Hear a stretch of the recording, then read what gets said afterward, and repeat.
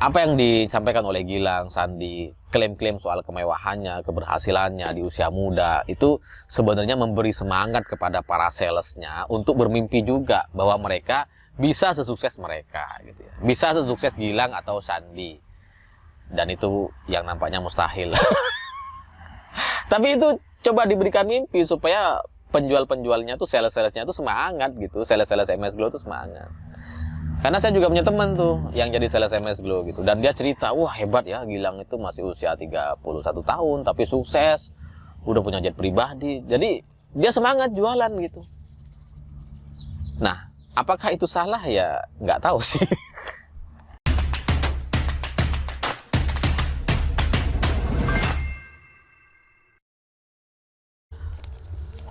Selamat pagi semuanya. Selamat datang di episode non-politik.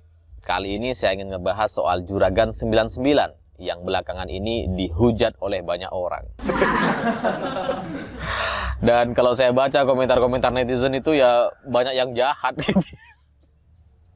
Komentarnya tuh beberapa sudah berlebihan, yang menganggap bahwa kekayaannya tuh bohong. Kekayaannya tuh ya bodong, nggak kaya sebenarnya. Ya itu juga salah sih. Kalau nggak kaya kan artinya miskin ya. Yang benar mungkin yang benar adalah Gilang dan Sandi itu emang kaya, tapi tidak sekaya imajinasi banyak orang. Mungkin itu yang lebih benar gitu. Nah, kali ini saya ingin ngebahas satu persatu gitu supaya kita jadi belajar juga bersama-sama dan ke depan jadi nggak kagetan kalau ngelihat postingan-postingan di Instagram. Gitu.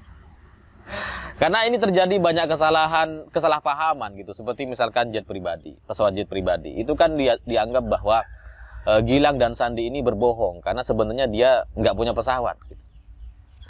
Dalam imajinasi banyak orang hari ini, pesawat pribadi atau jet pribadi itu mungkin gitu ya, dianggapnya mirip seperti mobil.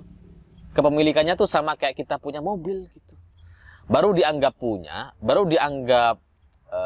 punya pesawat jet pribadi kalau ada di rumah, diletakkan di lapangan pribadi gitu. Mungkin gitu ya, padahal fakta yang ada di Indonesia gitu ya, semua orang yang punya jet pribadi itu selalu berbadan hukum, tidak bisa perorangan. Dan pengelolanya itu selalu atas nama perusahaan gitu. Misalkan saya punya jet pribadi nih, itu nanti dititipin ke maskapai perusahaan penerbangan gitu, misalkan ke Garuda, ke Lion Group gitu, ke Susi Air gitu ya. Jadi dititipin. Memang kepemilikannya punya saya gitu, tapi harus atas nama perusahaan dan operasionalnya tuh atas nama maskapai penerbangan gitu. Perusahaan yang memang punya izin untuk terbang gitu. Jadi nggak bisa meskipun saya kaya raya lalu kemudian punya banyak uang dan kemudian beli pesawat taruh di rumah, ya nggak bisa gitu. Karena izin penerbangannya itu rumit dan harus memenuhi standar-standar tertentu. Tidak bisa diibaratkan seperti halnya kita punya mobil gitu. Bahwa kemudian pesepak bola di luar sana di Eropa punya jet pribadi, itu statusnya sudah berbeda dengan kepemilikan jet pribadi yang ada di Indonesia. Kalau mereka mungkin memang sudah punya badan hukum sendiri, bikin perusahaan penerbangan sendiri gitu, sehingga ya semuanya punya sendiri. Tapi kalau di Indonesia ya nggak gitu sistemnya gitu. Dari mana kita tahu? Misalkan nih Prabowo Subianto, dia kan kita tahu punya jet pribadi gitu ya, punya pesawat pribadi. Tapi dalam laporan harta kekayaannya itu nggak ada laporan pesawat pribadi, nggak ada gitu. Yang ada ya mobil aja, mobil, tanah, rumah, udah.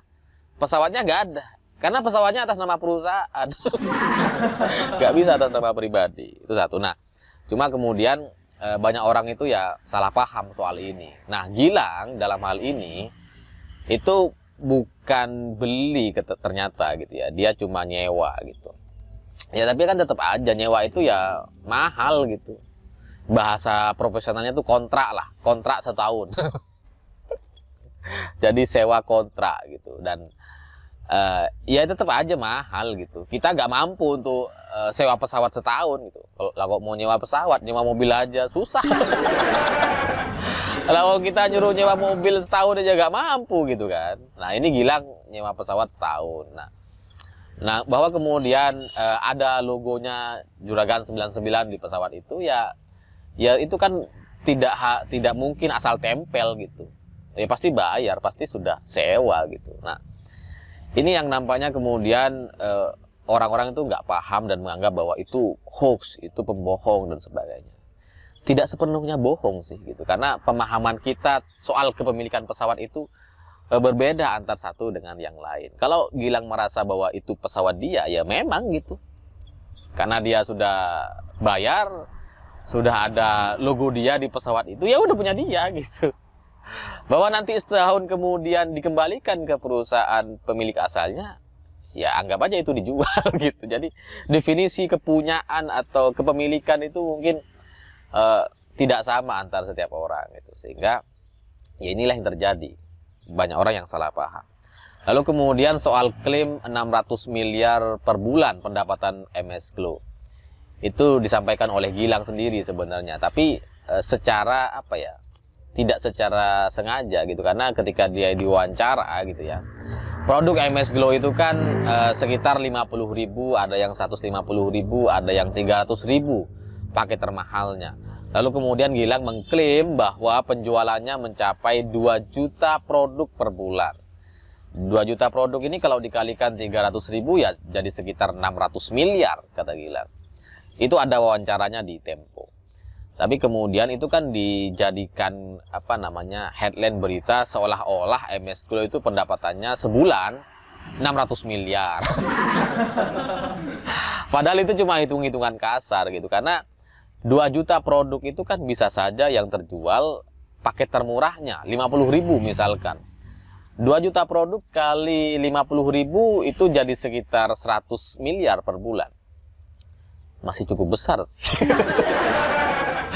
Dan apakah itu mungkin? Mungkin saja. Cuma kalau ngelihat kenyataannya hari ini gitu, dengan perkembangan MS Glow atau kemudian pabrik MS Glow, ya tidak sebesar itu gitu, tidak sebesar yang jumlah yang disampaikan. Itu memang kemungkinan ada kesalahpahaman lagi gitu, karena ini biasa terjadi gitu. Misalkan teman-teman saya nih, ada saya punya teman di kampung gitu ya, di desa istri saya. Itu kalau cerita, orang-orang tuh satu desa menganggap bahwa ada orang punya usaha nih, usaha jamu apa gitu.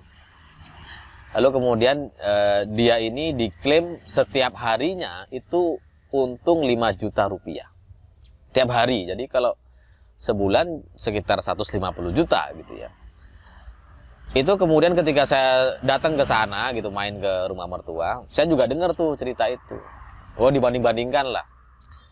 Cuma kalau saya ngelihat rumahnya, mobilnya tidak tidak sesuai dengan klaim banyak orang, saya meragukan, terus terang meragukan gitu. Ya katakanlah semua orang hidup sederhana, ya sesederhananya orang kaya, tetap aja nggak sederhana.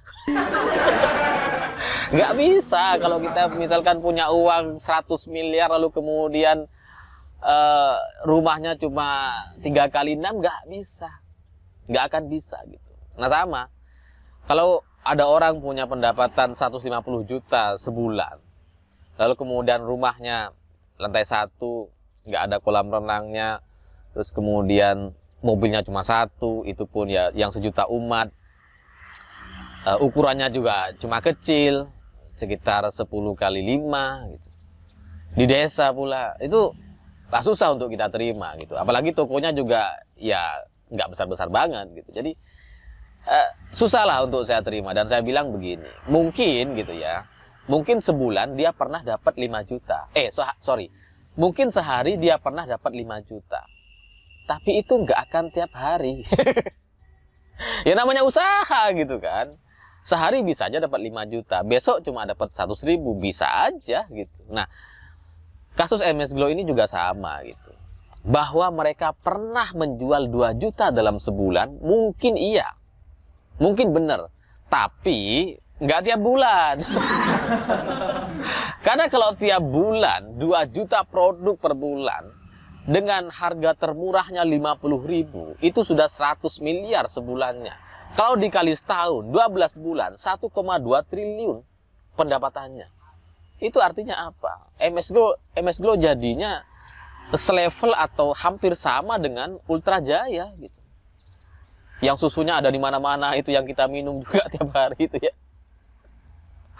Itu kan pendapatan Ultra Jaya tuh sekitar 1,8 triliun setahun. Oh, jadi seperti Ultra Jaya dong. Ya tapi kan kayaknya susah gitu, karena kalau ngelihat Ultra Jaya pabriknya ya besar gitu, kapasitas produksinya ya besar, dan itu tidak sebanding dengan MS Glow gitu. Kalaupun mau dipaksa bisa aja, karena susu itu kan murah harganya, cuma sekitar belasan ribu paling mahal. Sementara MS Glow ini yang paling murahnya 50.000. Bisa aja katanya. Ya bisa sih. Cuma kan namanya perusahaan itu kan selalu ditentukan dengan pendapatan gitu. Mau sedikit apapun produknya, kalau pendapatanmu besar gitu ya, maka itu bisa dinamakan sejajar. Nah, tapi kalau kita mau menyejajarkan Ultra Jaya dengan MS Glow, kayaknya enggak lah, belum. Belum. Jadi ya tapi itu kesalahan banyak orang gitu. Kita juga kadang-kadang cerita kayak gitu kan gitu ya. Wah, saya sebulan dapat segini gitu. Ya sebulan itu aja, bulan depannya enggak. Iya, saya juga banyak teman-teman saya seperti itu. Wah, saya sebulan dapat 20 juta gitu. Iya, bulan itu aja. Bulan depannya cuma 2 juta atau 3 juta. Nah, MS Glow itu juga ya seperti itu nampaknya gitu ya. Nampaknya ini dalam kesimpulan saya. Tapi kenapa kemudian cerita-cerita yang bombastis, yang penjualan 2 juta produk itu dikedepankan? Bukan laporan tahunan yang real dan lebih natural gitu ya. Ya karena ini bahasa promosi gitu. Namanya juga coba meyakinkan banyak orang gitu kan. Nah, MS Glow ini kan produk kecantikan. Dan di Madura setahu saya itu sangat-sangat bersaing sekali dengan DRW. DRW ini juga sama, produk kecantikan. Sistemnya ya bonus-bonus ala-ala MLM gitu. Cuma kalau DRW ini sudah banyak klinik kecantikannya gitu. Setiap orang tuh bisa bikin klinik. Teman saya juga bikin tuh klinik sendiri, klinik DRW gitu. Dan saya lihat ya jalan gitu, lumayan sukses. MS Glow ini juga sama. Cuma kalau dilihat dari perkembangannya di Madura, setahu saya gitu ya, tidak sebanyak klinik-klinik DRW yang wah sudah ada banyak di banyak tempat tuh ada gitu. DRW, toko-toko DRW gitu. MS Glow ada juga sih, cuma ya nggak banyak lah. Jadi apa yang disampaikan oleh Gilang, Sandi, klaim-klaim soal kemewahannya, keberhasilannya di usia muda, itu sebenarnya memberi semangat kepada para salesnya untuk bermimpi juga bahwa mereka bisa sesukses mereka gitu ya. Bisa sesukses Gilang atau Sandi.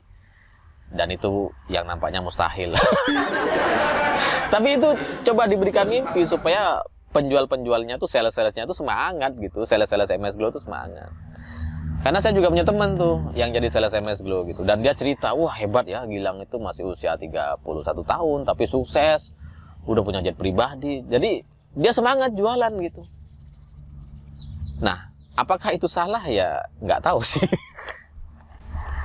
Saya nggak tahu lah itu salah atau enggak. Tapi fakta membuat orang-orang di bawah sales-sales MS Glow itu mau jualan, bersemangat jualan itu benar gitu.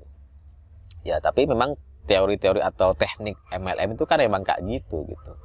Cuma ini ada perbedaan strategi gitu. Kalau DRW itu foundernya itu nggak terlalu muncul, nggak artis-artis amat gitu. Tapi bonus-bonus ke salesnya itu kayaknya cukup banyak gitu. Kayaknya gitu ya. Lalu kemudian para sales DRW ini sering diajak meeting, sering diajak gathering di hotel, ada seminar, ada makan-makan, foto-foto, wah inilah banyak acara gitu. Sementara kalau MS Glow ini strateginya nampaknya memunculkan foundernya agar tampil, agar terlihat sukses, sehingga itu memberikan motivasi atau semangat kepada para salesnya gitu. Saya nggak tahu apakah ini salah atau enggak ya, tapi kayaknya gitu ya, kayaknya kita semua tuh juga kayak gitu di sosmed gitu. Kita menampilkan sisi-sisi positifnya gitu. Kita tuh pamer sesuatu yang menurut kita itu aman untuk dikonsumsi publik atau bisa dibanggakan gitu. Sementara sesuatu yang tidak bisa kita banggakan atau yang masih berantakan kita simpen sendiri. Iya kan gitu. Dan soal Gilang jalan-jalan ke Eropa, ke Paris dan sebagainya itu kan sebenarnya kalau kita mau hitung-hitung secara logis itu kan soal orientasi aja gitu. Kalau kita mau pikir-pikir, orang-orang di desa, saudara-saudara kita yang sekarang umroh di tengah pandemi itu kan harganya naik drastis. Itu kan sudah seharga ke Eropa ya. Tapi mereka memilih umroh, gitu. Mereka memilih haji. Jadi ini soal perbedaan orientasi aja gitu. Kalau orang desa itu nggak mau ke Eropa, mereka maunya ke Mekah gitu.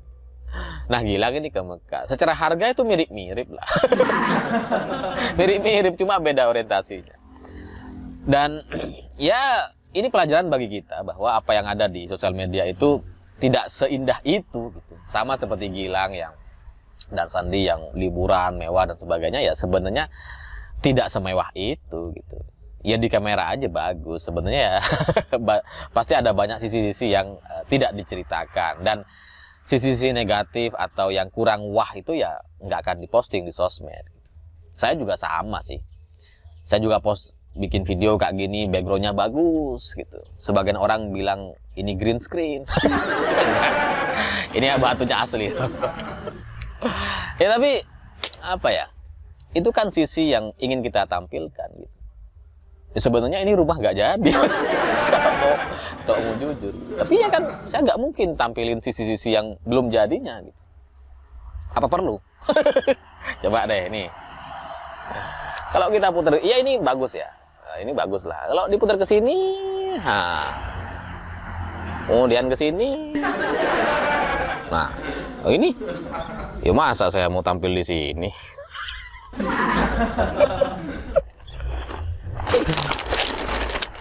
Gimana? Masa mau nge-vlog di sini? Masih belum jadi. Ya enggak lah. Tapi ya itulah sosial media gitu. Kita selalu menampilkan sisi-sisi yang hebat-hebatnya. Jadinya ya syutingnya di sini. Ya semoga kita tidak terlalu mempermasalahkan kekayaan atau yang dimiliki oleh orang lain gitu, sehingga ya ke depan kita jadi hidup lebih nyaman lah, lebih santai gitu, nggak kagetan. Sama seperti virus juga gitu, corona itu kan katanya mematikan, bahaya dan sebagainya. Apakah seberbahaya itu? Setelah kita teliti ternyata enggak gitu kan. Ternyata corona itu ya biasa aja gitu. Jumlah kematian Indonesia setiap harinya itu kan sekitar 1.500 gitu. Ketika ada corona juga ya sekitar itulah.